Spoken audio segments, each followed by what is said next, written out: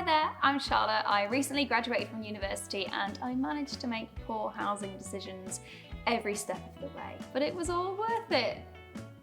So that I could bestow my wisdom onto you, first year student who is about to go into their next student property. So listen up and whack open your notes app. Number 1, there is no perfect flatmate combination, annoyingly. I want to advise that the smaller the group, the better, just so there's less people to rely on for like guarantor payments and getting stuff signed and just day-to-day cohabitation. But that being said, I lived with 2 people and it was super bad, mainly because one of them was my ex-boyfriend and the other was his new girlfriend. Yeah, so choose your flatmates wisely, but your friends even wiselier. It is always good to have a different student house that you can escape to if your flatmates do become flat acquaintances. Number 2, you should feel free to decorate your room to exactly the vibe that you want, but just don't put your deposit at risk for it. You didn't hear it from me, but use washi tape. Number 3, there is a special place in hell for student housing agencies and student landlords. So when you're signing your housing contract, you need to imagine that you're signing a contract with Satan or Rumpelstiltskin, basically a dodgy man with way too much free time. So if something doesn't sit right with you within the contract, it's probably because it's a little bit shady. So if you're ever in doubt, check it out with your university's accommodation support team and they will be able to help you. Also, if you're living in private rented accommodation, make sure that you've told your local council that you are a full-time student, otherwise you will have a hefty council tax bill. The student loan only goes so far, so make sure that you remember to do that. Number 4, student housing has a notoriously bad rep, and rightly so.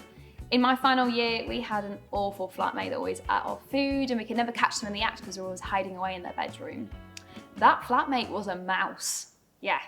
Hashtag just student things, am I right? No. Just because we hear these horror stories doesn't mean that you guys have to actually live with them. When you go to view the properties, interview the tenants if they're in. Ask what it has been like being with this agency and what it's been like living inside the house for the last year. See if the hot water is running. Turn all the lights on. Be super rude because at the end of the day, you guys are going to be paying for it one way or another. Ask the person who is showing you around the house what the maintenance team is like for the agency. How do we get in contact with them? How do they operate? This is all information that you're going to need to know probably the day that you move in. So if it turns out this person is super chill or nonchalant or they just don't know that information, that is maybe a little red flag. Number 5, your student home is going to be your sanctuary. It's going to be a special place, or in my case, a place of severe emotional trauma and potential comedic material. Research the companies online, speak with your friends, speak with your university accommodation team, see if they've had any reviews come through from past tenants or past students about certain companies or certain types of properties. Also, it might be worth researching online what the typical price is for like monthly rent or a security deposit. You want to make sure that you're not paying like $1,000 for a security deposit. That might sound a little bit not right. Make sure to see the property in person as well if you can, because just like on social media, sometimes pictures can create a totally false reality. All this information will probably result in a mixed bag, but hey, that's student housing for you. Thank you so much for watching. I've been Charlotte Cropper and this has been Student Beans. Please like the video if you enjoyed it and you learned something about student housing, and if you'd like to see more, please do leave us a comment. Let us know your horror stories for student housing and let's all support each other in the comments.